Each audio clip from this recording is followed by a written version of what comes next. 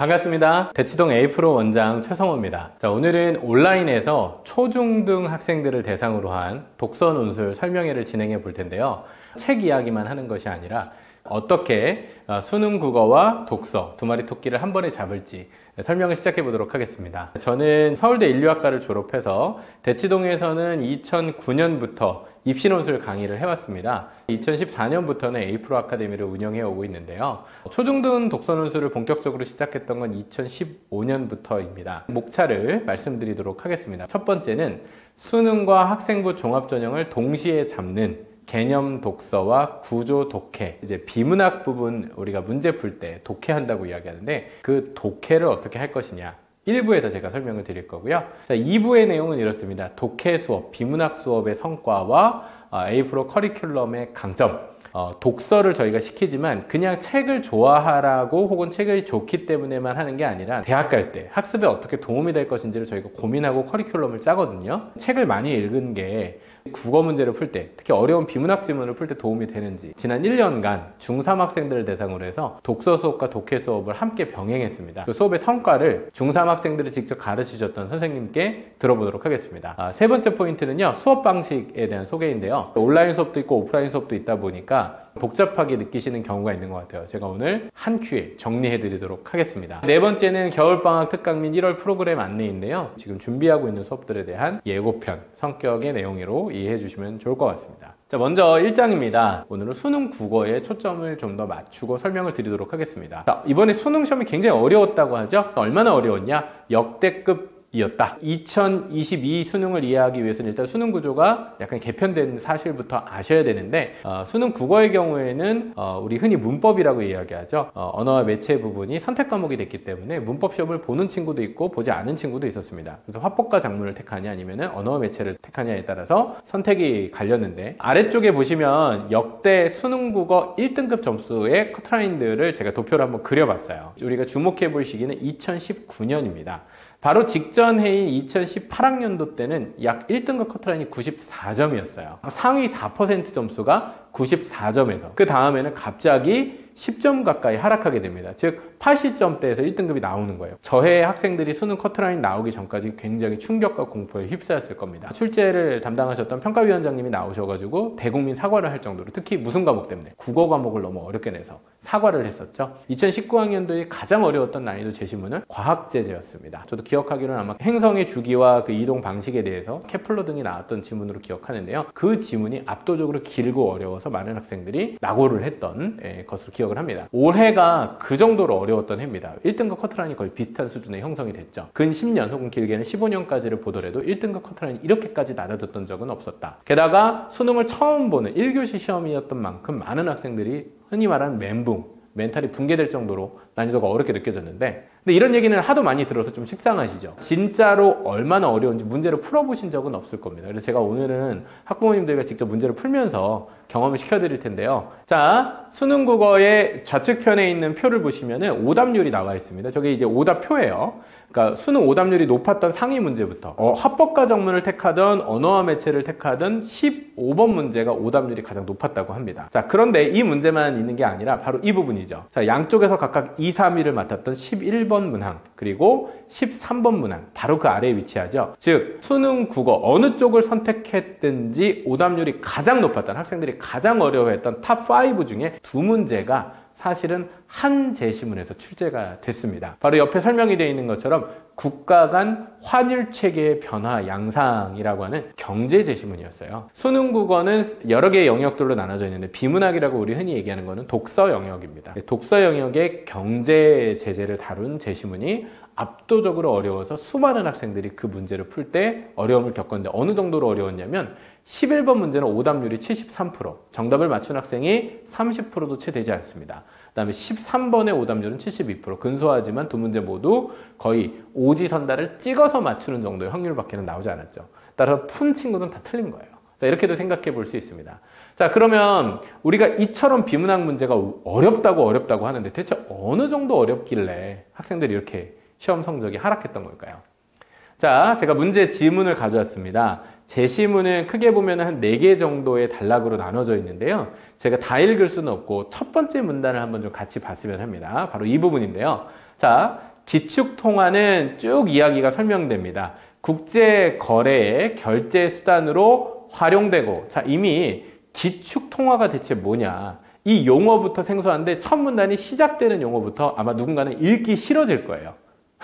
이해는 둘째 치고 그냥 이런 제재가 나왔다는 것 자체가 싫을 겁니다. 자, 그 외에도 브레턴 우즈 체제, 달러화의 구조적인 모순. 물론 이 내용은 바로 뒤에 있는 문장들을 보시면 어느 정도 감을 잡을 수 있습니다. 하지만 학생들이 긴장도 하고 있고 시험 현장에서 이 내용들을 아무리 눈으로 여러 번 읽어도 머릿속으로 이해가 되지가 않는 거죠. 자, 그 외에 경상수지. 자, 뭐 기자분들은 이런 용어들 많이 아실까요? 우리 고등학교 다니는 학생들이 과연 이런 내용들을 알아야 될까요? 자, 그 외에도 어떤 국제 유동성이라는 개념, 또 혹은 그런 환율제도, 변동환율제도, 고정환율제도와 같은 이런 개념들이 한 문단에도 정말 수없이 들어 있습니다. 그래서 독해가 어려운 겁니다. 첫 문단을 읽으면서 도대체 무슨 소리 하는지 모르겠다. 자, 그럼 이렇게 어려운 제시문들을 과연 우리 학생들이 꼭 그 경제 공부를 따로 해야만 풀 수 있는 문제들로 우리가 이해를 해야 되는 걸까요? 사실은 그렇지 않습니다. 이 지문의 경우에는 특히 EBS 수능 특강에서도 유사한 내용을 다뤘던 제시문들이 이미 있었고요. 그 제시문을 그냥 푼 게 아니라 그 내용을 제대로 이해한 학생이었다면, 즉 이 용어와 개념들을 한 번이라도 정리하고 이해가 하고 넘어갔던 친구들이라면 분명히 이 문제를 실제 풀 때는 훨씬 더 수월하게 풀었을 겁니다. 자, 근데 좀 어렵죠. 현실적으로 이제 계속 더 설명을 드려보겠습니다. 자, 실제로 오답률이 굉장히 높게 나왔던 11번 문제를 가져왔는데요. 자, 여기서 중요한 포인트들을 제가 동일하게 체크를 해봤습니다. 추론 문제입니다. 사실적인 정보가 그대로 담겨 있는 게 아니라 학생 스스로 내용을 논리적으로 판단해, 즉 이해를 바탕으로 이 선지에 나온 내용이 옳은지 그른지를 스스로 판단해야 되는 그런 문제들이었는데요. 아래 보시면은 그 용어들이 거의 비슷하게 나오고 있습니다. 그래서 뭐 달러화의 평가 절상 절하의 문제, 브레튼 우즈 체제, 뭐 환율제도, 고정환율제도, 용어는 조금 다른 듯 보이지만은 결국 그런 통화의 유동성 문제와 관련되어 있는 어려워 보이는 용어가 그대로 선지에도 포함이 되어 있죠. 즉 여러 번 읽어도 저 뜻이 무엇인지 이해해 본 적이 없거나 아니면 그것을 이해하지 못하고 있는 학생들은 문제 풀기가 굉장히 어려웠을 겁니다. 빨리 포기하고 뒤로 넘어가는 게 나았겠죠. 자, 근데 포기하고 다음 문제를 보니까 포기가 안 돼요. 왜? 다 안 풀 수는 없잖아요. 13번 문제입니다. 저기 있는 노란색 네모칸 아랫부분을 보시면은요, A, B, C 국가에게 앞에서 설명한 제시문의 상황을 대입시켜서 하나의 예를 주고 이 국가들이 어떠한 선택 혹은 상황에 놓여 있었는지를 선지에서 고르시오라는 문제가 나와 있습니다. 딱 봐도 어려우시죠? 즉 이해하지 못하면 풀지 못한다는 얘기입니다. 자, 그럼 과연 이런 문제들 왜 그렇게 어렵고 학생들이 힘들어하는지 좀 정리해 보도록 하겠습니다. 먼저 첫 번째는요, 시간이 부족하다라고 하는 부분입니다. 많은 학생들이 얘기해요. 비문학 풀기에는 시간이 부족하다. 근데 사실 정확히 얘기하면은요, 시간이 부족한 것은 결과이지 원인이 아닙니다. 화작이나 문학 부분 푸는데 시간 너무 많이 잡아먹었기 때문에 비문학 풀 시간이 부족했다는 얘기거든요. 그러면 비문학 풀 시간이 충분하면 학생들은 과연 이 제시문을 읽고 문제를 풀 수 있을까요? 네, 그렇지 않습니다. 1시간을 주고 이 경제지문 하나만 이해하고 정답을 확신 있게 골라봐라라고 해도 아마 못할 거예요. 자, 결국 문제는 주어진 시간의 문제가 아니라 그 시간 내에 이 텍스트를 이해하지 못하는 학생들의 상태 혹은 실력입니다. 자, 그럼 왜 그런지 그 진짜 이유는 옆에 있는 항목들 두 가지를 통해서 좀 더 깊이 들어가 봐야 되는데요. 첫 번째 부분은 바로 배경 지식 부족입니다. 아까 봤던 뭐 고정 환율제도, 브레튼 우즈 체제. 자, 브레튼 우즈 체제 같은 경우에는 어쩌면 세계사 시간에 공부를 했을 수도 있고요. 물론 오늘 본 대부분의 내용은 수능 특강, 더 근본적으로는 고등학교 교과에서 배우는 경제 교과서에 다 실려 있는 내용들입니다. 자, 그런데도 불구하고 학생들이 왜 이 내용들을 이해하지 못할까요? 바로 그 과목을 선택한 적이 없기 때문에 그렇습니다. 자, 예를 들어 볼까요? 자연계열, 의학계열을 지원하는 학생이 선택 과목으로 고등학교에서 경제 과목을 골랐을 리는 없습니다. 따라서 그 친구의 경우에는 경제에 대한 문외한 혹은 경제에 대한 막연한 두려움을 갖고 있겠죠. 아까 본 내용들 사실은 어려운 내용이라기보다는 고등학교에서 충분히 배우고 이해할 수 있는 내용이었는데 내가 그 과목을 선택하지 않았기 때문에 그 영역이 아예 꽝인 거예요. 반대로 얘기를 해볼까요? 뭐 인문계열 친구들, 뭐 철학이나 사회 주제들은 좀 익숙할지 모르지만 과학이나 공학 이야기 나오기 시작하면 점점 굳어질 겁니다. 자, 자, 이처럼 자기가 선택한 교과의 영역만 가지고서, 그런 배경 지식만 가지고서 시험을 치르려고 하는데, 사실 수능 국어, 특히나 비문학 영역은 그런 원리로 출제되지 않습니다. 즉, 국문학 전공자들이 문학이나 문법 쪽은 문제 출제를 하시지만, 사회나 과학 영역의 경우에는 각 분야별 전문가들이 텍스트들을 선발하고 문제를 출제하시는데, 자, 이 과정에서 결국 우리가 국어라고 생각할 때 한국문학이나 한국어로만 이해를 하시지만 그게 아니라 사회와 과학을 총망라하는 굉장히 여러 가지 영역에 대한 풍부한 지식, 배경 지식이 필요하다는 거죠. 근데 이건 교과 외에서, 학교 외에서 배워야 되는 어려운 사교육에 의존해야 될 내용을 얘기하는 게 아닙니다. 바로 교과서에서 배울 수 있는 교과 개념을 의미하는 겁니다.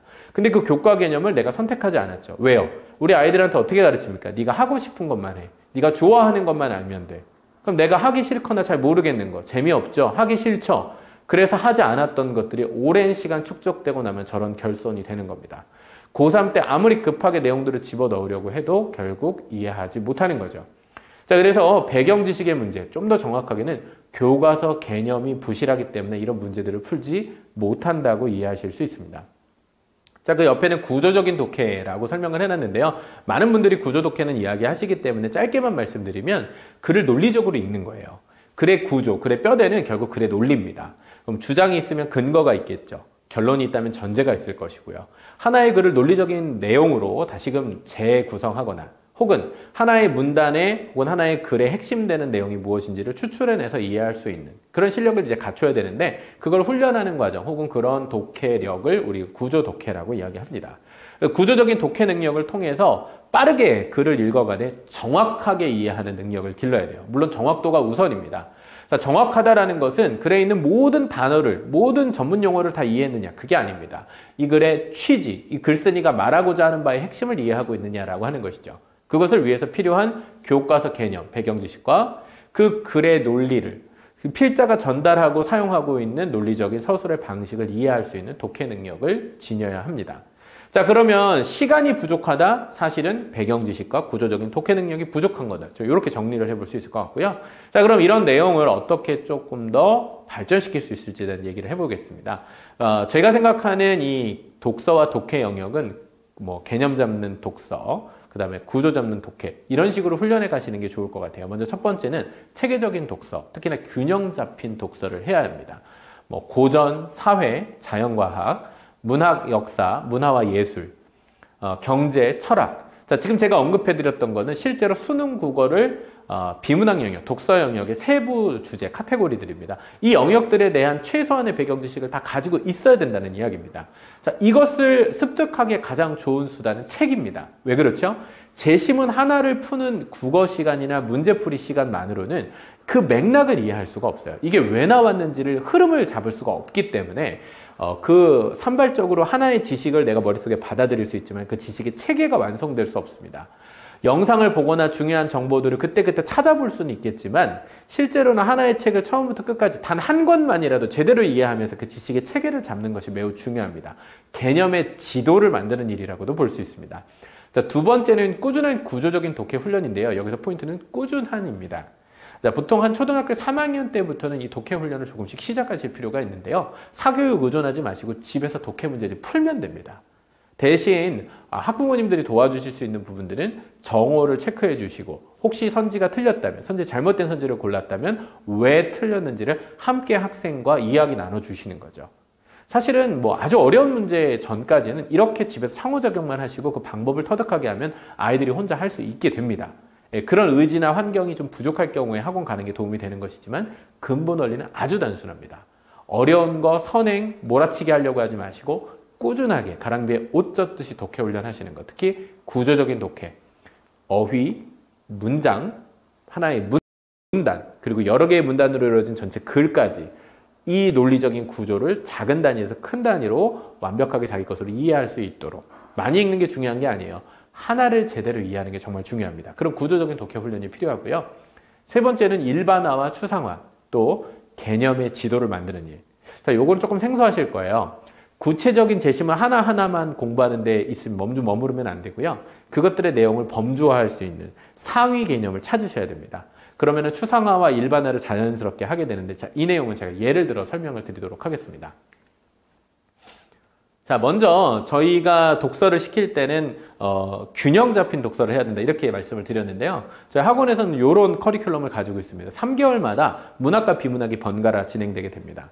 고전 분기는 아무래도 문학 비중이 좀 높거든요. 중등 가면은 이제 비문학 영역이 높아지지만, 그래서 문학 부분이 많이 다뤄지는 고전 영역이 있고, 겨울방학입니다. 12월부터 2월까지. 그 다음에 1분기는 과학과 사회 주제를 다루게 됩니다. 그래서 과학과 사회 주제를 다루는 2분기, 3월부터 5월이죠. 탐구 활동을 많이 하는 학교 시절에서의 활동이 많은 실제 학교 생활과 좀 밀접하게 연관이 되는 분기이기도 합니다. 여름방학이 되는 6월부터 8월 정도까지는 저희가 문학, 특히나 현대문학이나 창작문학, 그리고 초등학교 5, 6학년부터는 한국문학을 배우기 시작하는데요. 여러분들 너무 잘 아시는 소낙이라는 작품, 감자, 순환이대, 한국문학들을 이 시기에 감상하는 법을 배웁니다. 자, 그 감상에는 사실은 배경에 대한 설명도 필요하죠. 왜? 우리가 저나 학부모님들이 겪었던 세대, 혹은 저도 6, 70년대를 알지는 못합니다만 적어도 많이 들었죠. 텔레비에서 봤죠. 텔레비전에서. 자, 근데 그 TV에서 봤던 그런 시대상을 전혀 모르는 요즘 학생들이 사실은 한국 문학보다는 해리포터를 훨씬 더 공감하면서 재밌게 읽습니다. 그렇기 때문에 한국 문학을 감상하는 법 혹은 그런 경험을 충분히 연습해 볼 필요가 있는데요. 그런 분기입니다. 근데 이걸 4분기에는 이제 저희가 역사를 주로 다루고 문화를 함께 보는데, 저희는 초4부터 중2까지 통사를 배웁니다. 한국사와 세계사를 번갈아 가면서 공부를 하는데, 그 내용의 커리큘럼 주로 사용하는 교재들을 옆에 다뤄놨습니다. 자, 역사, 특히나 저는 한국사도 중요하고, 한국사는 왜 중요하죠? 문학이나 한국 사회상을 이해하는 기초 토대가 되기 때문에 그렇고요. 그 다음에 세계사, 마찬가지로 철학과 경제 역사, 혹은 지금 현재 진행되고 있는 사회의 사건들을 이해하는 맥락의 배경에는 바로 저 세계사에 대한 이해가 반드시 있어야만 합니다. 그래서 저 내용들을 저희가 더 길게 다루면 좋겠지만 적어도 한 분기 정도는 수업을 통해서 점검해 가려고 하고 있습니다. 그래서 특화시키는 것보다는 기본적으로 균형감에 초점을 둔 커리큘럼으로 보시면 되겠습니다. 자, 그러면 이걸 좀 더 구체적으로 예를 들어 볼게요. 경제라는 과목을 학생들에게 학습시킬 때 독서로서 배경 지식을 잡는다? 자, 그렇다고 해서 초등학교 학생에게 바로 중고등학생 책을 읽힐 수는 없어요.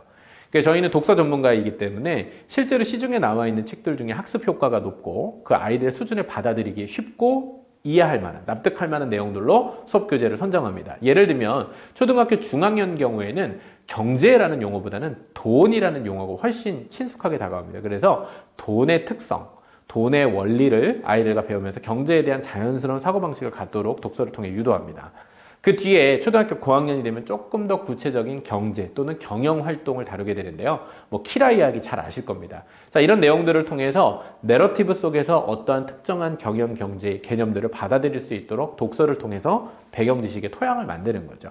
그리고 중등 단계에 가면 이제 실질적으로 경제의 역사, 철학적 개념, 여러 가지 이론들의 특성들을 비교 대조하는 그런 내용들을 공부합니다. 아마 이따가 2부에서 좀 더 설명 들으실 텐데 저런 내용들을 실제로 중2, 중3 과정에서 책을 읽으면서 한 권을 제대로 소화해내면 아까 보셨던 그런 어려운 경제 지문을 풀어내는 실력을 갖게 되는 겁니다.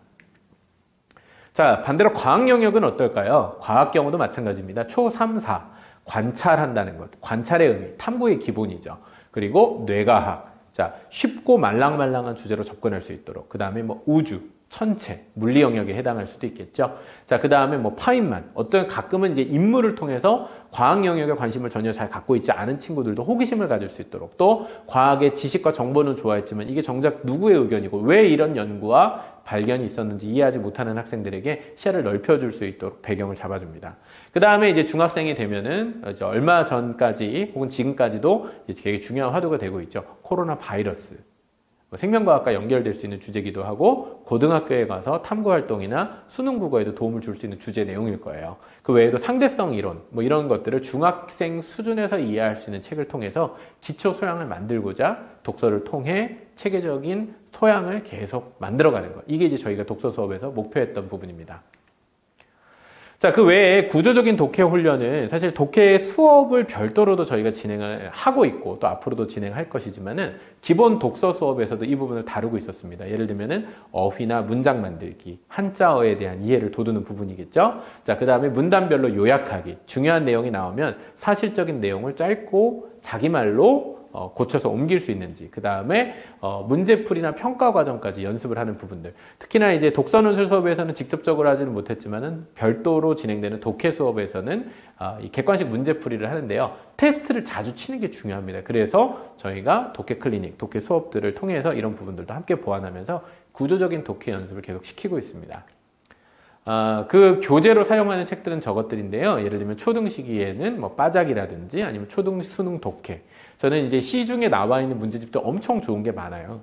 저런 교재들 집에서 아이들과 단계에 맞게 하나씩 레벨업 하시면 좋을 것 같고, 혹은 수업이 필요한다 하시면 저희들이 저 지문들을 같이 독해야 돼. 단순히 문제가 맞고 틀리고가 아니라 지문을 독해하는 법, 함께 제시문을 독해해가는 과정들을 아이들과 경험시킬 예정입니다. 자, 그 다음에 마더텅이라는 교재 같은 경우에는 저희가 예비 고1 학생들, 중학교 3학년 학생들하고 고등학교 미리 보기 과정에서 공부하는 건데, 작년 같은 경우에는 중학교 3학년 학생들이 예비 고1 과정을 다 봤어요. 비문학 부분을. 근데 그 정도 시간이 충분합니다. 왜? 꾸준하게 하기 때문에. 몰아서 하는 게 아니라 꾸준히 그것들을 관리해가면 충분히 급하지 않게 다 할 수 있습니다. 자, 마지막으로 그러면 이렇게 개별 제시문, 개별 도서를 본 뒤에 우리가 얻어야 될 것은 뭐냐? 바로 그것은 개념의 지도입니다. 개념의 지도는 우리가 그동안 읽었던 책과 혹은 제시문에서 읽었던 특정한 개념들을 한데에 모아 어우르는 내 머릿속에 그려진 하나의 맵이에요. 자, 예를 들어 보겠습니다. 수능의 비문학 영역의 인문 영역, 그 인문 영역의 핵심은 철학입니다. 자, 철학은 세부 주제가 지금 보시는 것처럼 4개의 포인트로 거의 나눠지게 되는데요. 동양 철학, 조선시대 철학, 서양 철학, 현대 철학입니다. 크게는 동양 철학, 서양 철학 나누기도 하지만 동양 철학의 핵심은 어딜까요? 공자맹자 나와야 되지 않겠습니까? 유교죠. 유교 사상에 대한 이해를 가지고 있으면 됩니다. 자, 마찬가지 내용이 우리나라로 적용되면 어쩌죠? 우리나라의 유학, 자, 조선시대 성리학을 생각하시게 될 겁니다. 바로 이 부분이 수능에서 가장 빈출되고 꼭 알아야만 하는 일종의 배경 지식으로 보시면 되겠습니다. 자, 이런 과정들을 독서를 통해서 혹은 독해 훈련을 통해서 습득하고, 자, 그 다음에 서양 철학 같은 경우는 어떻습니까? 플라톤, 아리스토텔레스. 특히 아리스토텔레스 같은 경우에는 그의 많은 글들이 수능 지문 혹은 평가원 지문으로 많이 등장을 하곤 하죠. 따라서 알고 있으면 훨씬 친숙하게 지문을 읽는데 도움이 되는 배경 지식이면 틀림이 없습니다. 그 다음에 이제 서양 현대 철학 같은 경우, 근대, 빠뜨릴 뻔했네요. 데카르트 같은 경우 매우 중요하겠죠. 근대 자체를 이해하는 데도 되게 중요하고 텍스트로 실제로 많이 출제되는 지문이기도 합니다. 현대 철학에서는 실존주의, 또 최근에는 다소 어려워 보이지만 현상학이나 해석학을 다루는 내용들도 고교 수준 내에서 이해할 수 있는 텍스트들로 수능 문제에 출제가 되고 있습니다. 자, 어머님들, 이 지도, 이 배경지식, 이게 끝이에요. 이게 전부입니다. 이게 수능 지도의 전부예요. 근데 중요한 건 이걸 캡처하시고 저장해 놓으시는 게 아니라 이걸 아이들이 내 머릿속에 집어넣고 있어야 된다는 겁니다. 마치 목차를 다 외우고 있는 것처럼 이 내용들을 자연스러운 과정으로 습득해서 내 머릿속에 지적인 지도를 그려놓는 거예요. 자, 어쩌면 이 과정, 수능 시험이 뭐겠습니까? 수학할 수 있는 능력을, 즉 대학에 가서 제대로 된 수업을 들을 수 있는 기초 능력을 함양하고 있는가? 이 정도가 없으면 대학에서 공부할 수 없습니다. 대학도 공부하러 가는 거잖아요. 근데 공부하기 위한 기초적인 개념들, 고교까지 학교 교육 과정에서 충실하게 배웠어야 됐을 지식의 체계, 개념의 지도를 가지고 있는가? 자, 이걸 저는 독서를 통해 얻는 배경 지식이라고 이해하고 있습니다. 자, 그럼 이상의 내용으로 제가 이제 일부 부분, 자, 과연 독서가 수능 국어에 어떤 영향을 줄 수 있고 또 필요한 역량은 무엇인지 제가 한번 좀 전체적으로 훑어봤는데요. 그러면 2부에서는 좀 더 구체적으로 김은서 팀장님께서 이 부분들이 어떻게 실질적으로 학생들과 수업하고 그것의 성과가 실제로 비문학 지문 문제 풀 때 나타나게 되었는지를 들어보도록 하겠습니다. 안녕하세요. A-프로 논술학원 강사 김은서입니다. 네, 제가 지금 소개시켜 드릴 부분은 앞서 이제 원장님께서 최근 수능 국어에서의 비문학 난이도가 상대적으로 굉장히 높아지고 있는 부분에 대해서 굉장히 구체적으로 설명을 해 주셨는데요. 이제 저희 A-프로 아카데미 프로그램에서도 현실적으로 이렇게 높아지고 있는 비문학 난이도를 고려해서 실제 수업에서 학생들의 어떤 막연한 두려움이나 걱정들을 덜어주기 위해서 실제 어떤 식으로 수업을 했는지를 보여드리는 시간이 될 것 같습니다. 간략하게 이제 제 소개를 드리면 저는 지금 A-프로 아카데미에서 고등과정과 중등과정을 같이 수업을 하고 있는데요. 중등과 고등과정을 같이 수업을 하다 보니까 고등과정에 있는 입시를 준비하는 친구들을 대했을 때 그리고 중등과정에 있는 친구들을 대했을 때 느끼는 바가 좀 있는 것 같아요. 이제 보면 학생들과 같이 수업을 할 때는 이 친구들이 중등 과정에서 기본적으로 이런 도서들을 읽고 이런 내용들을 미리 좀 알았다면 지금 고등 어떤 입시를 구체적으로 준비하는 과정에서 훨씬 더 도움을 많이 받았을 수 있었을 텐데 라는 어떤 생각을 갖게 됐고, 마찬가지로 중등 과정 이제 친구들 수업을 하게 될 때는 이제 고등 과정에 있는 학생들과 같이 공부했을 때 그런 느꼈었던 생각들을 실제 적용해서 이 친구들이 이후 이제 고등 과정에서 수업을 하게 될 때는 이런 내용들을 반드시 알아야겠구나라는 생각을 가지고 학생들과 조금 더 집중적으로 수업을 할 수 있는 그런 어떤 이점이 있었던 것 같습니다. 이제 말씀드렸던 것처럼 저희가 기본적으로 수업은 독서논술 프로그램은 3시간 동안 진행이 되는데요. 지난 1년 동안 중3 친구들에 한해서 1시간을 추가를 했습니다. 이제 비문학 독해 훈련을 따로 진행을 했었는데요. 기본적인 목적은 간단합니다. 이제 학생들이 실질적으로 책만 읽는다는 것이 단순히 뭐 상식을 쌓는다, 지식을 쌓는다, 단순히 이런 차원에 지나는 것이 아니라 이후 고등 과정에서 우리가 지금 읽고 있는 책들이 실질적으로 교과면 교과, 그리고 수능이면 수능, 현실적으로 도움을 줄 수 있는 부분이라는 것을 어떻게 체감시켜주는 시간이 되었었던 것 같고요. 실질적으로 이런 어떤 그 4시간의 수업 구성들이 학생들에게 어떤 도움을 주었는지를 어떤 구체적인 사례를 통해서 설명드릴 수 있는 시간이 될 것 같습니다. 저희 하크니스 프로그램은 설명을 들으셔서 알겠지만 기본적으로 1년 동안 4개의 분기로 구성이 됩니다. 1분기 고전 분기, 2분기 탐구 분기, 그리고 3분기 문학 분기, 4분기 이제 역사 철학 분기로 구성이 되는데요. 컨셉은 간단했습니다. 각각의 분기에서 읽었었던 책들과 함께 학생들 같이 읽었었던 책들에 관련된 내용들이 실제 고등학교 과정에서 학력평가나 모의고사, 그리고 수능 어떤 국어 기출문제로 어떻게 연결이 되는지를 실제 묶어서 수업을 되면서 학생들한테 어떤 책에 대한 이해도를 훨씬 더 높여주고 문제풀이에 있어서 자신감을 불러일으켜주는 방식으로 수업이 진행이 됐었습니다. 이제 첫 번째 사례를 소개시켜 드리면 이제 2분기 탐구 분기 읽었었던 책인데요. 저희 2분기는 다시 사회과학 분기와 자연과학 분기로 이렇게 다시 나눠지는데, 사회과학 분기에서도 뭐 법, 정치, 경제, 다양한 책들을 읽게 됩니다. 근데 이제 경제 파트에서 읽었었던 책 중에 하나가 마르크스 씨 경제 좀 아세요라는 책인데요. 굉장히 어려운 경제학적 개념이나 이론들을 이해하기 쉽고 재밌게 풀어낸 책입니다. 기본적으로 애덤 스미스부터 시작되는 주요 경제학의 이론이나 개념들이 역사적으로 어떻게 전개되어 왔고, 경제학이라는 학문을 효율적으로 이해하기 위해서는 어떤 이론과 어떤 개념들을 알고 있어야 되는지를 굉장히 흥미롭게 전달해주고 있는 책이어서 나중에 기회가 되시면 꼭 한번 읽어보시기를 추천을 드리고요. 실제 이제 수업을 통해서 이 책에 나와 있는 다양한 경제학자들의 주요 이론과 개념들을 배웠는데, 대표적으로 리카르도의 비교 우위론이라는 개념들을 주의 깊게 봤었던 것 같아요. 개념은 간단하죠. 그러니까 상대적으로 내가 경쟁력을 가질 수 있는 부분에 올인하는 것이 국가 간의 거래에 있어서도 그렇고 기본적인 경제 행위에 있어서 어떻게 보면 굉장히 바탕이 되는 그런 이론이라고 볼 수 있는데, 실제 이 비교 우위론이라는 개념이 실제 국가 간의 무역이나 또 국내 경제 행위에서 어떻게 적용되는지를 다양한 사례를 통해서 같이 보면서 이 어려운 개념들을 같이 한번 이해를 해봤었고요.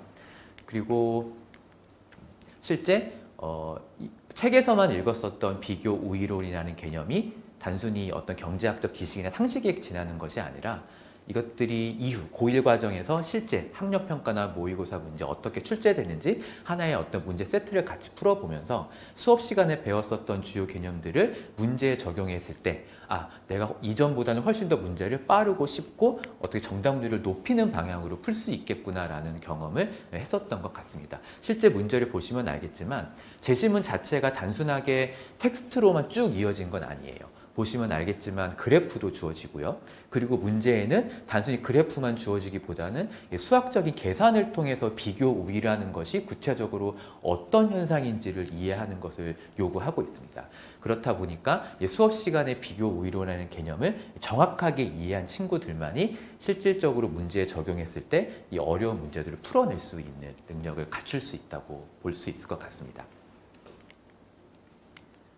두 번째는 배블론 효과라는 경제학 개념인데요. 배블론 효과는 최근에 굉장히 친숙해진 개념이죠. 이론은 기본적인 이제 경제학 이론에 따르면 수요와 공급의 법칙에 따라서 이제 가격이 증가하면 수요는 감소할 수밖에 없는 건데, 베블론 효과는 정반대 현상을 지적을 하는 거죠. 가격이 증가함에도 불구하고 수요가 증가할 수밖에 없는 현실을 보여주고 있는 것이 베블론 효과인 건데, 수업 시간에서는 학생들과 마찬가지로 현실에서 겪을 수 있는 다양한 어떤 경험이나 또 사례를 통해서 베블론 효과의 구체적인 내용들을 이해를 했습니다. 학생들 입장에서 가장 편하게 이해할 수 있는 것은 롱패딩이었었던 것 같아요. 고가의 롱패딩이 왜 학생들이 모두 다 그렇게 하나씩 가질 수밖에 없는지, 구체적인 현실을 통해서 어려운 경제학의 개념을 이해해봤고, 마찬가지로 비문학 시간에서는 이 베블론 효과가 실제 비문학 경제제시문으로 출제가 됐었던 문제 세트를 같이 풀어보면서 단순하게 경제학이 지식을 쌓는 것과 더불어서 이런 부분들이 이후 고등 과정에서 실제 이제 문제풀이에 도움을 줄 수 있구나라는 부분들을 같이 경험해봤었던 것 같습니다. 다음은 이제 과학 파트에서 읽었었던 책입니다. 책 제목은 상대성 이론은 처음이지란 책인데요. 저희가 과학 분기 때는 여러 가지 책들이 있습니다. 물리, 화학, 뭐 생물, 지구과학, 이후 고등 과정에서 배우게 될 기본적인 과학 지식들을 먼저 경험해 보는 목적으로 다양한 책들을 읽고 있는데요. 상대성 이론은 학생들이 가장 어려워하는 물리에 대해서 어느 정도 미리 좀 편하게 만들어주고 싶은 생각으로 골랐었던 책인데요. 책 자체는 절대 편하지가 않습니다. 왜냐하면 이 책 자체가 뭐 표지는 굉장히 좀 귀엽잖아요. 그래서 이제 쉬운 책이라고 생각하실 수 있을 것 같은데, 물리학을 가릴레이서부터 뉴턴 그리고 아인슈타인으로 이어지는 기본적인 물리학의 역사적인 흐름들을 짚어주면서 상대성 이론이 등장할 수밖에 없었던 그런 과정을 보여주고 있어서, 물리학에 대해서 기본적인 어떤 배경이 없었던 친구들은 처음 읽기에는 상대적으로 어려울 수밖에 없었던 것 같아요. 이제 그렇다 보니까 저희는 이제 수업 시간에는 이 책에 나와 있는 주로 물리학의 개념들, 뭐 가릴레오 이론들, 그리고 뉴턴의 이론들, 그리고 아인슈타인의 이론들을 마찬가지로 현실에서 경험할 수 있는 다양한 사례들을 통해서 조금 편하고 흥미롭게 이해하는 시간들을 가졌던 것 같습니다. 그래서 기본적으로 뉴턴의 그 물리학의 3법칙이라고 얘기를 하죠.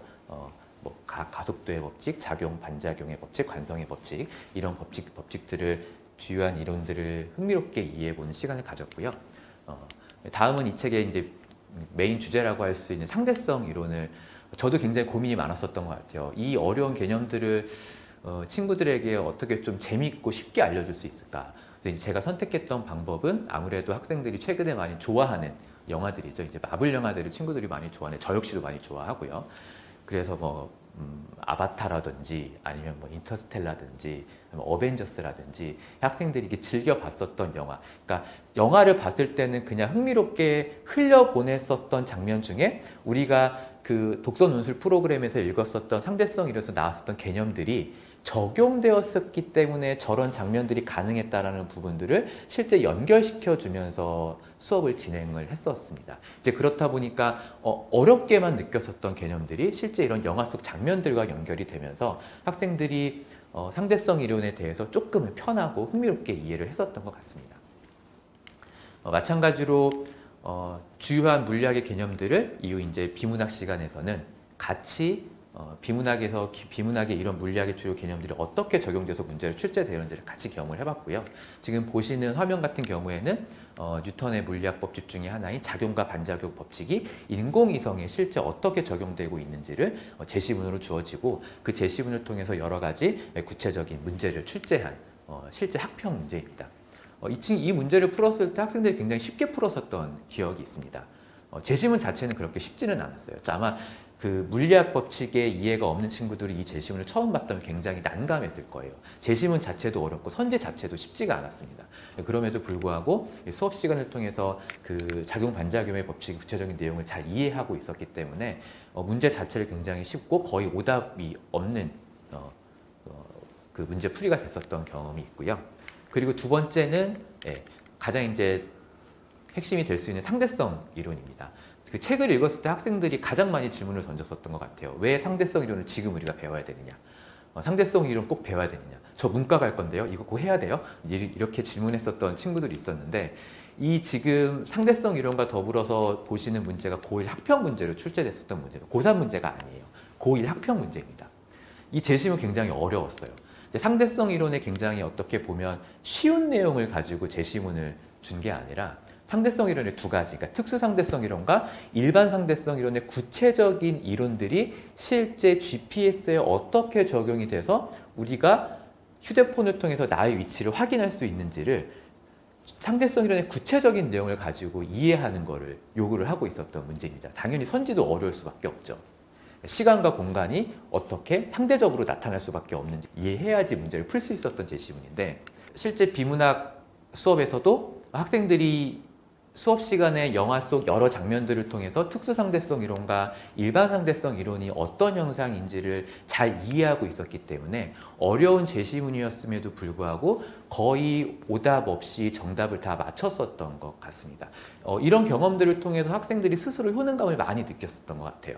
그러니까 단순히 그 상대성 이론을 어려운 이론들을 배운다는 것이 소모적이고 어떻게 보면 불필요하다는 생각을 갖기보다는 이런 학문들을 경험을 하는 것이 이후 고등 과정에서 실질적으로 내가 도움을 받을 수 있겠구나라는 생각을 하게 되면서 훨씬 더 독서 과정에서도 적극적으로 임할 수 있게 되고 문제풀이에서 도움을 얻게 되는 경험을 하면서 훨씬 더 학생들 학습적인 태도나 이런 부분들이 좋아졌었던 경험이 있습니다. 그리고 이제 다음 이제 화학 파트인데, 화학에서도 역시 마찬가지로 다양한 화학적 개념들을 같이 공부했었던 것 같습니다. 동위원소는 사실 화학에서만 적용되는 개념은 아닙니다. 물리학이나 생물이나 지구과학 여러 학문 분야에서도 다 적용되는 개념인데, 처음에 동위원소라는 개념을 들었을 때 친구들은 굉장히 낯설어하죠. 하지만 동위원소라는 것이 그렇게 낯선 개념이 아니라 우리가 일반적으로 일상생활을 하면서도 굉장히 쉽게 접할 수 있는 하나의 어떤 과학적인 현상이라는 부분들을 이해했을 때 굉장히 어떻게 보면 이 어려운 개념에 대한 흥미를 높일 수 있었던 것 같고요. 마찬가지로 이 동위원소가 실제 문제로 적용되어서 학병 문제를 풀어보면서 동위원소라는 개념에 대한 이해도를 높일 수 있었던 것 같습니다. 마지막은 이제 철학 분기에 읽었었던 하룻밤에 읽는 서양 철학에 대한 사례입니다. 절대 하룻밤에 읽을 수는 없는 책이죠. 저희가 이제 중3 마지막 분기 때는 역사 철학 분기로 설정을 해놓고 있는데요. 이전에 저희 중등 과정에서 굉장히 어렵고 힘든 책들을 읽었었던 경험을 가진 친구들에게 지금까지 읽었었던 다양한 내용들을 한번 철학적인 내용을 통해서 한번 총 정리해주는 분기로 이해를 하고 있습니다. 이제 그렇다 보니까 소크라테스, 플라톤, 아리스토텔레스부터 시작되는 어떤 서양 철학의 하나의 흐름을 먼저 잡아준 다음에 각각의 내용을 이해하면서 이전에 우리가 같이 읽었었던 주요한 어떤 문학의 내용, 그리고 비문학의 내용들이 어떻게 이론화가 되는지를 한번 정리해보는 시간을 가졌었던 것 같고, 이 책을 같이 읽었을 때 제가 기억에 남는 부분이 이 헤겔 파트였던 것 같아요. 여러 철학가들의 내용들을 같이 한번 공부하면서 마지막에 제가 가장 기억에 남는 철학자가 누구야? 라고 학생들한테 물어봤을 때 6명 중에 한 3명인가 4명이 헤겔이라고 저한테 얘기를 해줬던 경험이 있어요. 그래서 왜 헤겔이 가장 기억에 남니라고 물어봤을 때 이 변증법이라는 개념이 굉장히 멋있게 느껴졌다고 얘기를 하더라고요.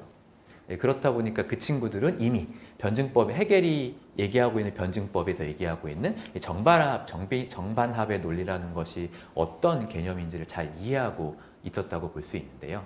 그렇다 보니까 이 비문학 과정에서도 실제 헤겔의 변증법이 어떤 식으로 수능 문제로 출제되고 있는지를 미리 경험해 보면서 헤겔의 변증법에 대한 이해를 조금 더 잘하고 있었던 친구들이라는 생각을 갖게 되었습니다.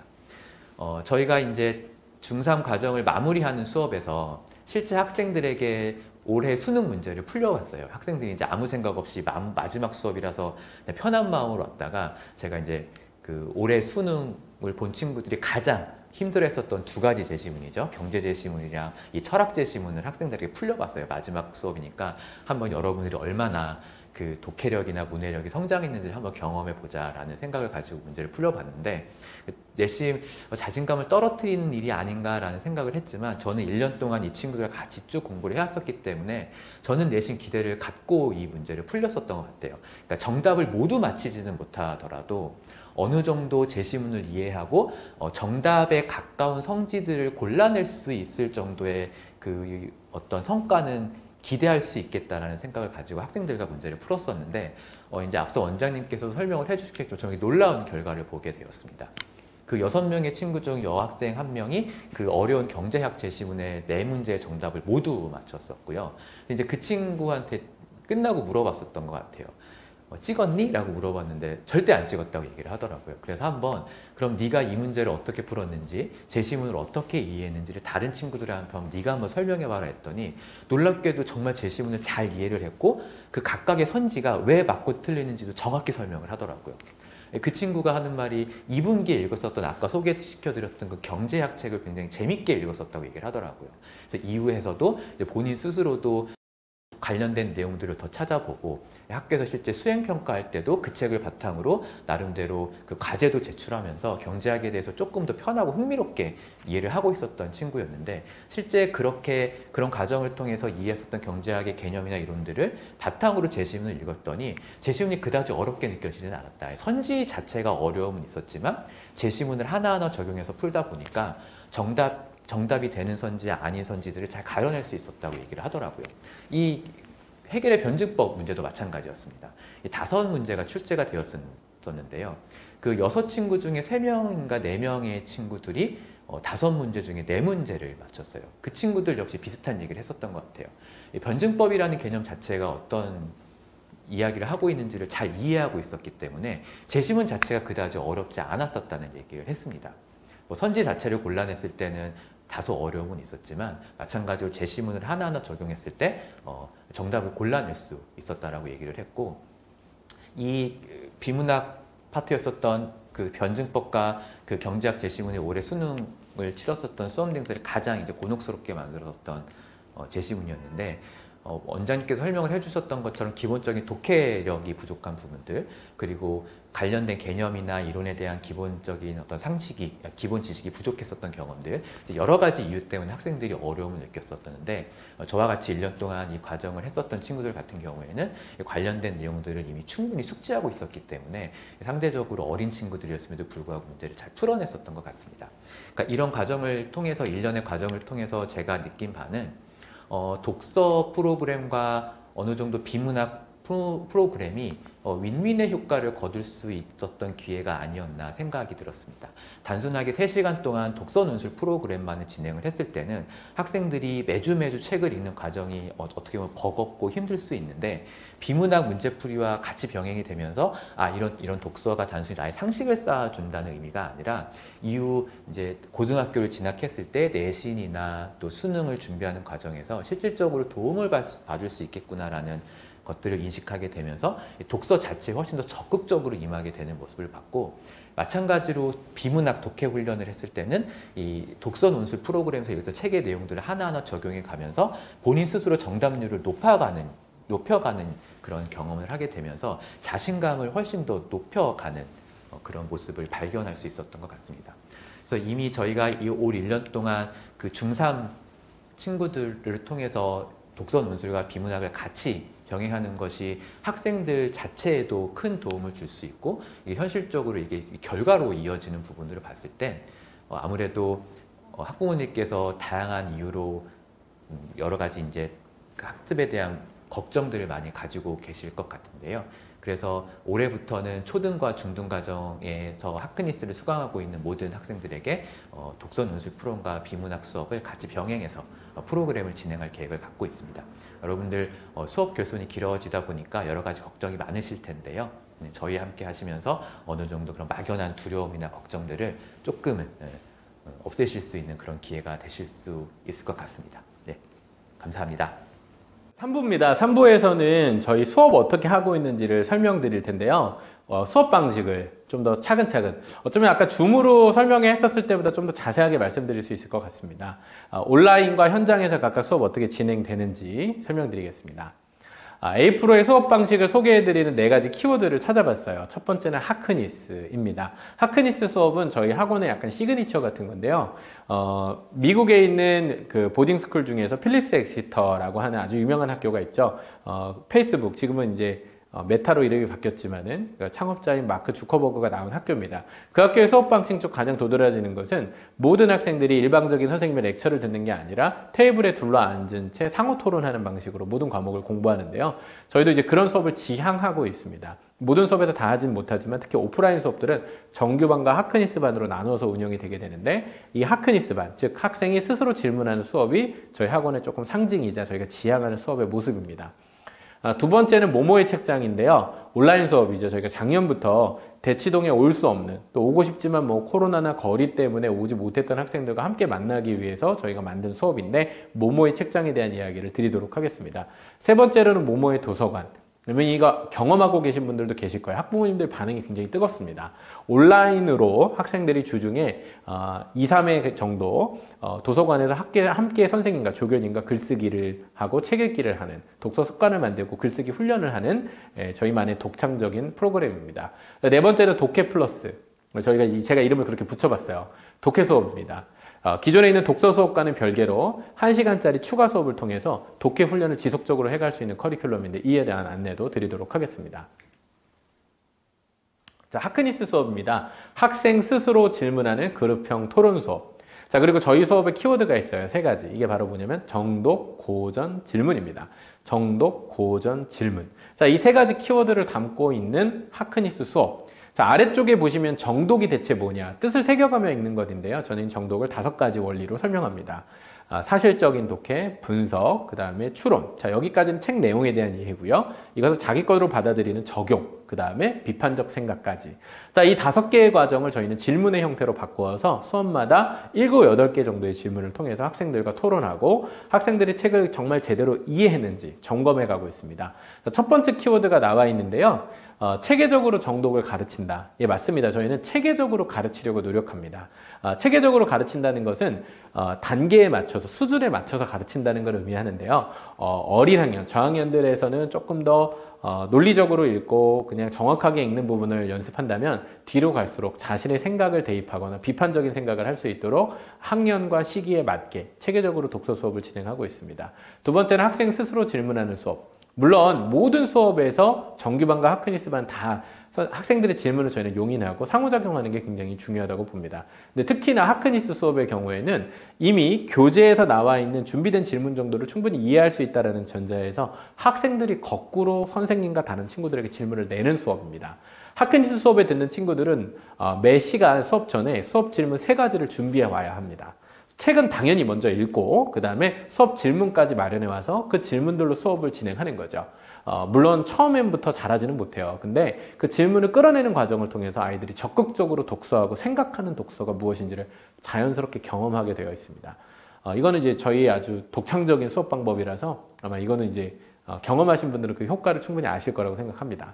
세 번째는 3스텝. 글쓰기 질문이 있는데요. 글쓰기를 주제만 주고 그냥 쓰라고 하면 아이들은 쓰지 못해요.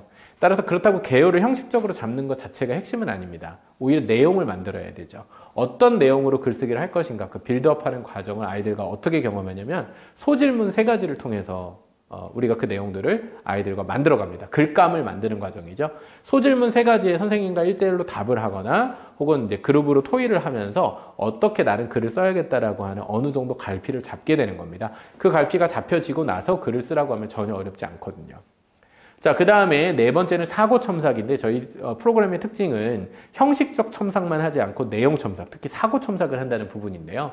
형식적인 첨삭이라면 뭐 맞춤법, 비문 점검, 주술호응, 뭐 이런 부분들을 검토하는 걸 겁니다. 근데 그것도 중요하지만 더 중요한 거는 자기 생각으로 글을 쓰는 거잖아요. 그러려면 내용을 첨삭해야 되는데, 그 내용 첨삭으로도 부족한 것이, 우리 아이들이 글에는 정작 자기 생각을 많이 쓰지 않아요. 써있는 것만 첨삭한다고 하면은 사실 첨삭이 충분히 이루어지기가 어렵습니다. 그래서 저희가 대면 첨삭, 만나서 첨삭을 할 때에는 그 아이의 머릿속에 들어있는 생각을 끄집어내는 첨삭을 시도합니다. 예를 들면 지난 시간에 수업 시간에 이야기했던 멋진 아이디어. 자, 그걸 왜 글에 쓰지 못했는지 아이랑 다시 한번 얘기하면서 좀 더 글을 디벨롭 시킬 수 있는 방안을 고민하죠. 그 뒤에 리라이팅을 한다든지 하여튼 방법을 통해서 학생들의 글쓰기 실력을 향상시키고 있습니다. 그 다음에 5번째는 이제 깊이 있는 고전 읽기인데요. 자, 고전 읽는 거 너무 중요하죠. 근데 실제로 하는 학원들 혹은 그런 프로그램들은 거의 없습니다. 저희 수업에서 다루고 있는 고전은요, 사실 어머님들이 고전이라고 들어봤었을 때 생각하실 만한 책들의 수준은 적어도 중등 과정에 대부분 포진해 있습니다. 네이버 카페에 가셔서 저희 리스트를 보시면 아마 하고 공감하실 거예요. 그럼 초등학교 6학년까지는 어떻게 되느냐? 뭐 아동 명작, 예를 들면 레미제라블 초등 버전이라든지 섹스피어 이야기 등을 통해서 위대한 생각을 가지고 있었던 작가들의 사유를 받아들이는 겁니다. 물론 주제의식은 비슷할지 몰라요. 하지만 그것을 그러니까 편집되지 않은 원어에 가까운, 원문에 가까운 텍스트를 통해서 깊이 생각하고 헤아리는 함축이 담겨있는 글을 읽어내는 훈련을 하는 거죠. 보통들 이 고전 분기가 되면 어머님들이 걱정 반 기대 반 그러신데요. 걱정하지 마십시오. 어머님들의 걱정보다는 훨씬 더 재미있게 책을 읽어갑니다. 그리고 경우에 따라서는 700쪽, 800쪽 되는 책을 한 3주에 걸쳐서 잘게 쪼개서 꼼꼼하게 읽어가는데 이게 엄청난 성취감을 가져다 줍니다. 나도 할 수 있구나. 나도 이렇게 두꺼운 책을 재미있게 읽어냈구나. 그게 저희 고전 수업이 가지고 있는 매력입니다. 저희 수업 방식을 한번 좀 정리를 해볼까요? 오프라인 수업 기준으로 말씀드렸는데 이제 오프라인에서 온라인으로 이제 지금 설명이 넘어갈 겁니다. 근데 그 전에 한번 정리를 해보면 오프라인에서 진행되는 수업은 특히 크게는 정규반 그리고 하크니스반 모두 6명 정원으로 수업이 이루어지게 되고요. 아마 이것도 대치동 기준으로 볼 때는 아주 소수 인원의 수업이라고 보실 수 있을 겁니다. 그 다음에 글쓰기랑 첨삭, 그 다음에 그룹 토의는 모두 포함이 되지만 하크니스 수업은 학생들이 질문을 스스로 만들어 와야 된다는 점, 그리고 글쓰기 이후에 리라이팅이 의무화된다는 점이 정규반과의 차이점입니다. 단순히 어려운 반이라고 해서 많은 걸 배울 거라고 기대해서 욕심내기보다는 아이들이 즐겁고 자기 수준에 맞게 정규반으로 시작을 하더라도 향후에 자연스럽게 하크니스반으로 전환될 수 있도록 이끌어 주시는 게 저는 훨씬 좋을 것 같고요. 그 다음에 이제 온라인 수업은 모모 수업입니다. 모모자가 붙은 건 다 온라인 수업이라고 보시면 되는데 모모 베이직과 모모 프리미엄은 모두 1대1 수업입니다. 자, 모모 베이직은 30분 수업이기 때문에 글쓰기가 포함되어 있지 않습니다. 독서를 통해서만, 독해를 통해서만 선생님과 토론하는 수업이라고 보시면 될 것 같고요. 주로 초등학교 1학년, 2학년 글쓰기가 본격적으로 시작되기 전 시기에 해당되는 수업이라고 보시면 되고요. 물론 1, 2학년도 글쓰기가 포함된 1시간짜리 프리미엄 수업을 들으실 수 있습니다.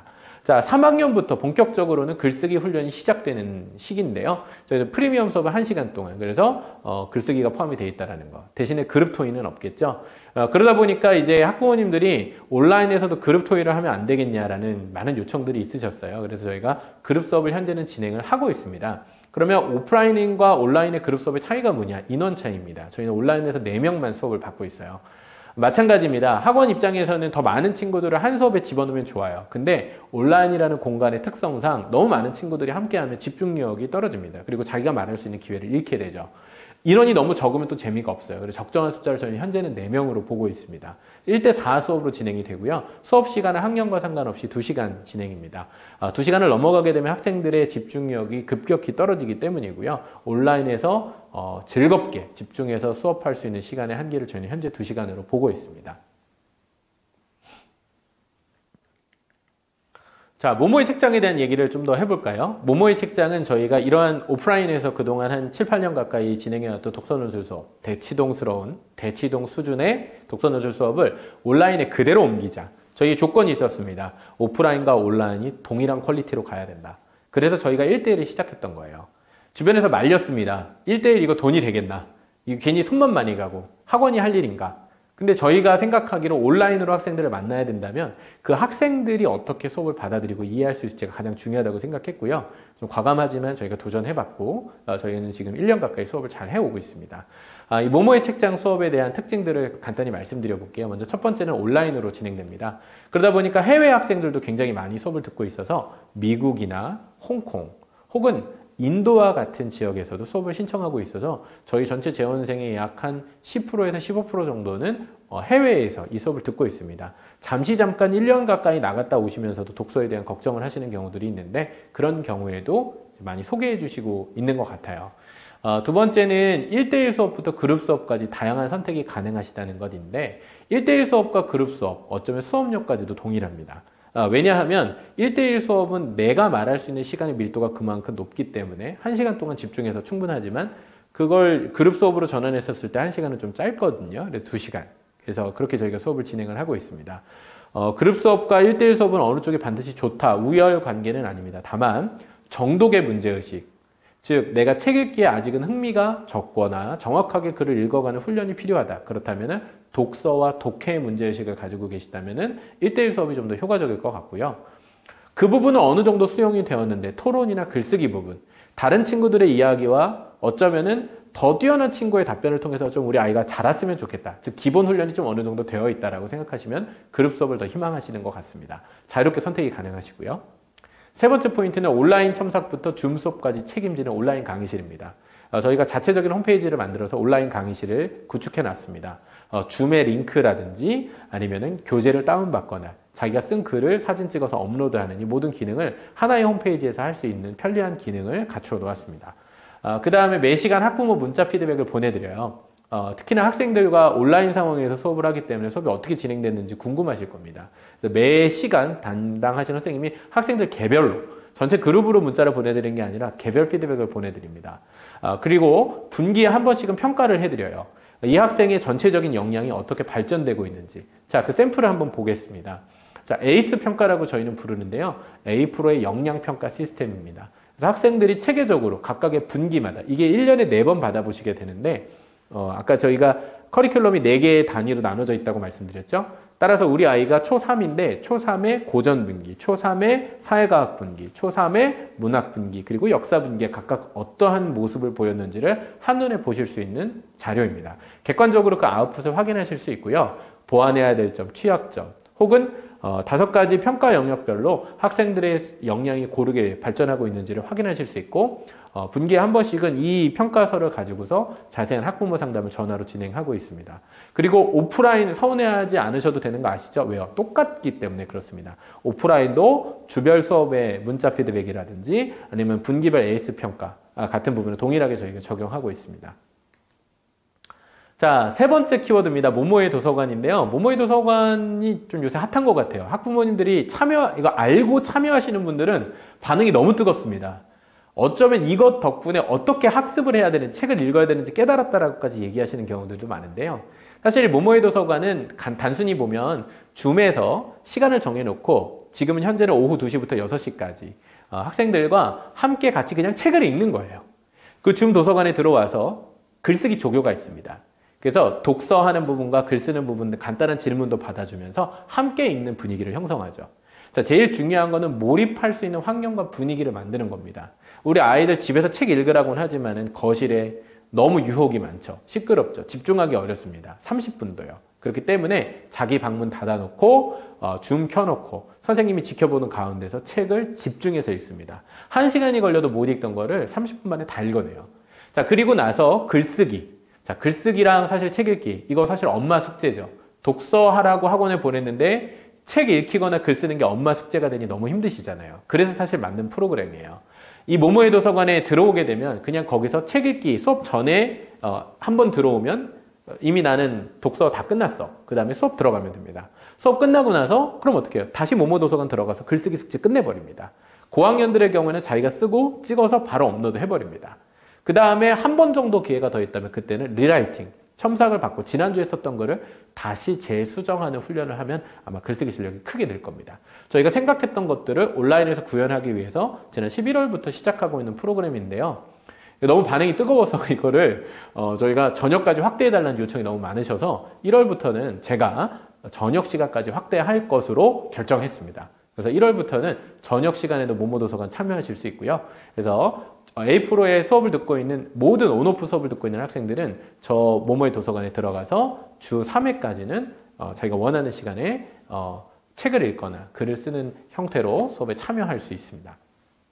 저기 이제 사진 보시면 아시겠지만은 학생들이 어떻게 하냐면 자기가 책 읽고 있는 장면으로 화면을 옮겨요. 그래서 책을 넘겨가는 걸 선생님이 이렇게 관리하면서 보고 있고요. 또 학생들이 글을 쓰고 있는 모습이라든지 이런 부분들을 보면서 하기 때문에 뭐 얼굴 노출 걱정하실 필요 없습니다.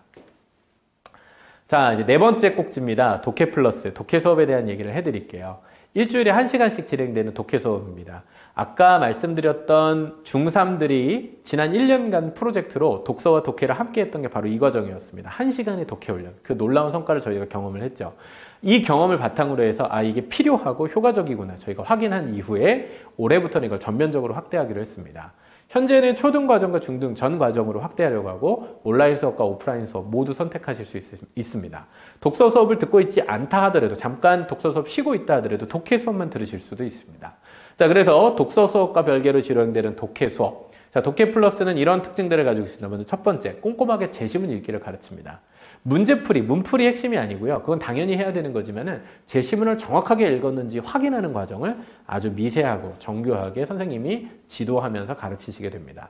자, 그 다음에 그 과정을 통해서 구조적인 독해, 즉 글의 논리적인 구조를 파악하는 능력을 자연스럽게 습득하는 아주 요새는 뭐 가벼운 학습지 이렇게 한 기간에 막 몰입해가지고 막 몰빵으로 한 번에 끝나고 뭐 이런 경우에 수업도 있지만은 가벼운 학습지처럼 가랑비에 옷 젖듯 꾸준하게 습관을 만드는 형태의 독해가 필요하다고 보는데 저는 독해 영역이 특히 그렇다고 봅니다.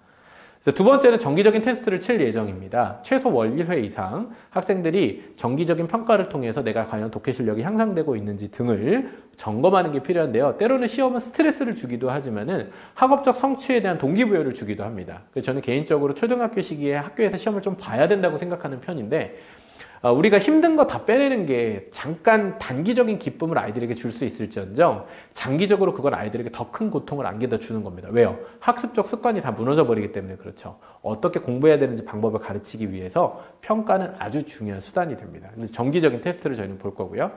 세 번째는 자기 레벨에 맞게. 자, 이건 무학년제입니다.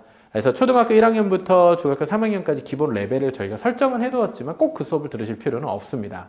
그래서 기본적으로 권장해 드리는 것은 자기 학년에 맞는 레벨 수업을 들으시면 되지만 혹시 그 부분이 조금 맞지 않거나 학년을 좀 높여서 듣고 싶거나 아니면 조금 더 천천히 수업을 듣고 싶은 경우에는 간단하게 신청을 해주시면 수업 신청자에 한해서는 그 레벨 테스트를 통해서 어떤 수업 들으시는 게 좋은지 상담을 해드리도록 하겠습니다. 그 다음에 온오프는 병행해서 수강이 가능한데요. 자, 예시를 한번 볼까요? 오프라인 수업 같은 경우는 이렇게 저희가 진행합니다. 초 1, 2학년은 90분, 그 다음에 초 3, 4는 2시간, 초 5, 6은 2시간 반, 그리고 중등은 3시간까지 30분씩 늘어나는 수업 시간을 가지고 있는데요. 이 수업에 다 1시간씩을 추가로 붙여서 진행하는 겁니다. 선택하시는 분들 기준인데 저희가 이제 장기적으로는 전체 모든 수업에 이 독해 플러스를 붙이려고 생각을 하고 있습니다. 그 다음에 온라인 수업의 경우에는 온라인으로 자기가 듣고 있는 수업이 있다. 프리미엄 수업을 1시간 듣고 있는데 화요일이다. 근데 나는 독해 수업은 목요일 날 했으면 좋겠다. 가능합니다. 이처럼 자기의 시간표와 상황에 맞게 온라인에서 1시간 동안 수업을 듣고 관리받을 수 있는 수업을 선택하실 수 있고 자유롭게 결정하실 수 있습니다. 뭐 주 2회, 3회 들으면 안 되냐 이렇게 물어보시는 분들도 계신데 부담스럽지 않다면 가능합니다. 자, 그렇기 때문에 오프라인을 듣고 있는 친구가 독해 플러스, 독해 수업은 온라인으로 듣는 것도 가능하고요. 혹은 온라인으로 수업을 듣고 있는 친구가 독해 시간이 열려 있다면 독해 플러스 시간에 와서 오프라인 수업을 듣는 것도 가능합니다. 저희는 온오프가 자유롭게 선택이 가능합니다. 자, 그 다음에 이제 생각국어는 조금 이제 제가 추가로 곁다리를 집어넣는데요. 저희가 예비고1 과정에 국어 특강을 진행하고 있습니다. 저랑 김웅서 팀장님이 직접 수업들을 이끌어 가고 있는데 예비고1 과정에 대해서 혹시 궁금한 부분들이 있으시면 학원으로 문의를 해주시면 좋을 것 같고요. 그 다음에 방학 때 저희가 중등 과정에 필요한 국어 실력과 관련해서는 크게 보면 두 가지 부분이 고민이 되실 거예요. 첫 번째는 첫 번째는 중등 국어 내신 특강입니다.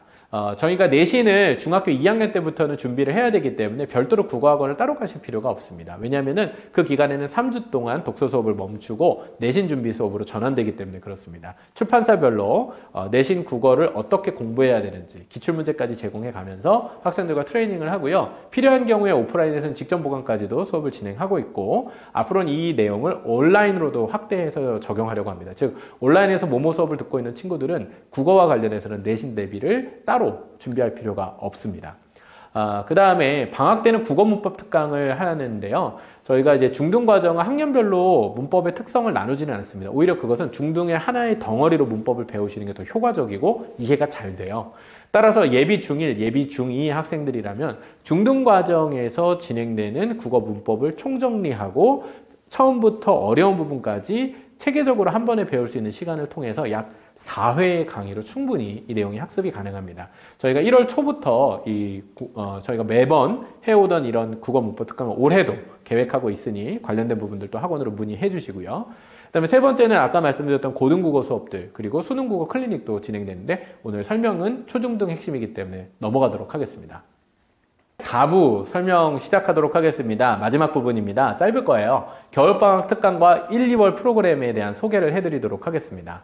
자, 먼저 독해 플러스, 독해 수업이죠. 자, 지금부터 시작될 독해 수업은 아까 말씀드린 것처럼 개별 신청입니다. 나한테 필요한 수업을 필요한 만큼 원하는 시간에 선택하실 수 있습니다. 온라인, 오프라인 수업이 모두 다 가능하고요. 그래서 수요 조사를 위해서 저희가 링크를 보내드릴 텐데 원하시는 수업 시간대들을 알려주시면 저희가 해당하고 원하시는 시간에 수업을 들을 수 있도록 시간표를 개설하도록 하겠습니다. 독해플러스 수업은 1대1 수업은 아니고요. 1대8 정도의 그룹으로 진행되는 렉처 수업입니다. 다만 선생님과 계속 질의응답하면서 제시문을 읽어가는 꼼꼼한 수업이 될 텐데 보통 한 수업에서 제시문 2개 정도를 다룹니다. 왜 그거밖에 안 다루나요? 라고 느끼실 수 있을 텐데 문풀 물론 하겠지만은 제시문을 정확하게 읽고 이해하는 요약하거나 혹은 그것을 정리해낼 수 있는 논리적으로 독해할 수 있는 능력을 키우는 데 초점을 맞춘 수업입니다. 1월 3일 날 개강합니다. 1월 3일 이후부터 수업이 시작될 것이기 때문에 관련된 문의 학원으로 해주시고요. 레벨 테스트가 선택적으로 진행될 수 있습니다. 근데 레벨 테스트만 별도로 하지 않고요. 수업을 신청한 학생들에 한해서 경우에 따라 내게 맞는 수업 학년을 조정하고 싶다라고 할 때 그냥 내게 맞는 학년 수업을 듣겠다라고 하시면 크게 바꾸실 필요는 없고 테스트가 필요하진 않은데 학년을 올리거나 내리고자 하시는 의지가 있으시다면 문의해 주시면 안내 드리겠습니다. 두 번째는 1, 2월 겨울방학 특강입니다. 요거는 그냥 정말 선택적으로 재미있게 생각해 주시면 좋을 것 같아요. 저희가 논리철학 특강을 준비해하고 있습니다. 1월 초부터 저희가 시작을 하게 될 텐데요. 수업을 담당하는 양재성 선생님은 이화여대 영재교육원에서 초등학교 5, 6학년들을 대상으로 이 논증과 철학에 대한 강의를 맡았던 그런 경험이 있는 선생님이신데 철학 전공자세요. 박사과정 하고 계신. 그래서 이 선생님이 쉽고 재미있게 아이들과 철학 공부를 해볼 텐데 특히나 논증 부분을 다루게 될 겁니다. 논증과 추론 부분을 집중적으로 다루게 될 4주간의 강의. 저희가 이제 예상하는 학년은 예비 중1부터 그러니까 초등학생들이 듣기에는 아직은 조금 어려운 수업일 수 있어서 저희가 준비를 하고 있는데 혹시 아이들이 이 부분에 대해서 조금 열려 있거나 이미 선행하신 어떤 이해들이 있어서 가능하겠다라고 하시면은 들으실 수도 있습니다. 그 다음에 한자어하고 초등어휘 특강이 2월에 저희가 오픈할 예정입니다. 저희 이제 홍진희 선생님, 중국어 전공자기도 하시고요. 그래서 이 부분을 이제 집중적으로 다루실 텐데 그냥 단순히 한자어를 배우는 게 아니라 수능 국어에 필요한 독해와 어휘에 필요한 역량을 키우는 게 목적인 수업입니다. 약 8주 과정을 통해서 EBS에서 나온 교재 어휘가 독해다라는 책을 끝내게 될 텐데 저 책 굉장히 좋습니다. 저희가 검토해봤는데 수능 국어에 필요한 꼭 알았으면 하는 어떤 기초 개념들이 잘 담겨 있더라고요. 수업을 듣지 못하시더라도 집에서 꼭 저런 부분에 대한 보완이 필요하겠다 판단하신 분들은 교재를 꼭 공부해 보시면 좋을 것 같습니다. 자, 겨울방학 동안에 또 진행되는 국어 특강들이 있습니다. 예비 고1들 국어 특강 하는 부분이 있고요. 또 중등 국어 문법 특강이 예정되어 있습니다. 자, 이런 수업들에 대해서 또 관심 갖고 계신 분들은 문의해 주시거나 또 하단에 있는 내용들을 참고해 주시면 감사하겠습니다.